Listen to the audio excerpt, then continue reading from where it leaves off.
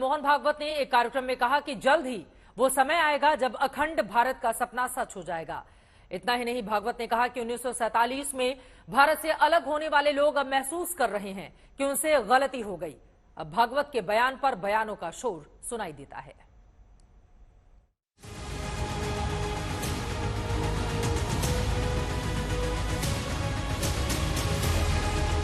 लड़ाई 2024 की है, लेकिन कुछ मुद्दे बीजेपी के सियासी तर्कश में हमेशा तैयार रहते हैं। बस बयानों के तड़के सियासी सरगर्मी को बढ़ाने का मौका देखते हैं। एक बार फिर मुद्दा अखंड भारत का उठा। आरएसएस प्रमुख मोहन भागवत से जब अखंड भारत की तारीख पूछी गई तो उन्होंने कहा कि बहुत जल्द ही अखंड भारत की तस्वीर साफ होने वाली है।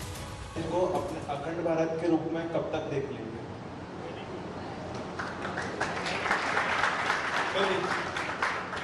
कब तक मैं नहीं बता सकता ना, वो ग्रह ज्योतिषों को देखना पड़ेगा मुझे, उसका मैं जानवर बड़ा आपको। लेकिन यह बताता हूं कि आप अगर उसको करने जाएंगे तो आपके बूढ़े होने के पहले से आपको दिखेगा, क्योंकि अब परिस्थितियां ऐसी करवट ले रही। जो भारत से अलग हुए उनको लगता है कि वो गलती होगी, हमको फिर से भारत होना चाहिए।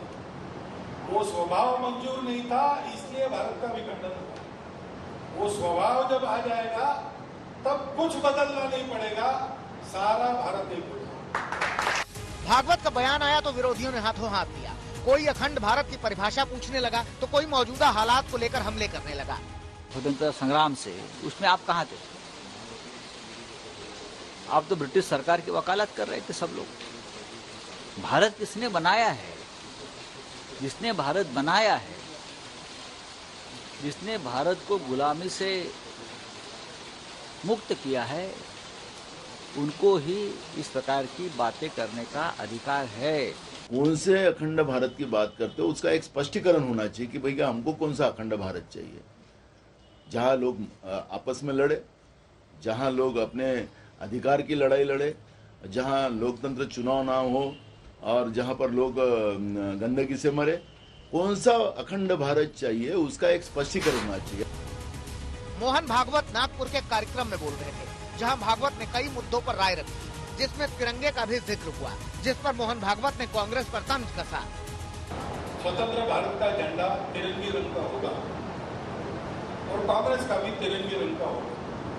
उस समय एकमात्र बड़ी राजकीय संस्था कांग्रेस थी, उसकी छत्र छाया में बाकी लोग।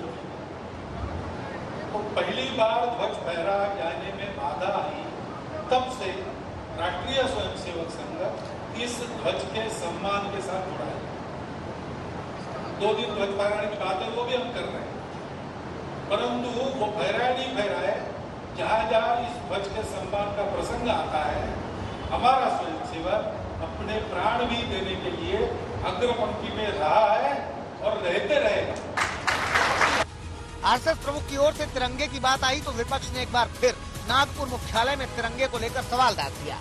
ये नागपुर जो हेडक्वार्टर है आरएसएस की, कभी नहीं ये हमारे जो तिरंगा जो ध्वजा है उसको फहराएगा, कभी नहीं। उनकी पार्टी की सोच है ये, तिरंगा उनका पार्टी की सोच के बाहर है, क्योंकि ये आरएसएस वालों ने आजादी की जंग में कभी नहीं हिस्सा लिया। समाज को गलत दिशा में भटकाने की नाकाम कोशिश करना विपक्ष का एकमात्र एजेंडा रह गया। जहाँ तक बात संघ की है तो सब कोई जानता है कि संघ जो है समाज की सेवा के लिए और राष्ट्र के को आगे बढ़ाने के लिए, तरक्की से जोड़ने के लिए काम करता है। मोहन भागवत आरक्षण पर भी बोले।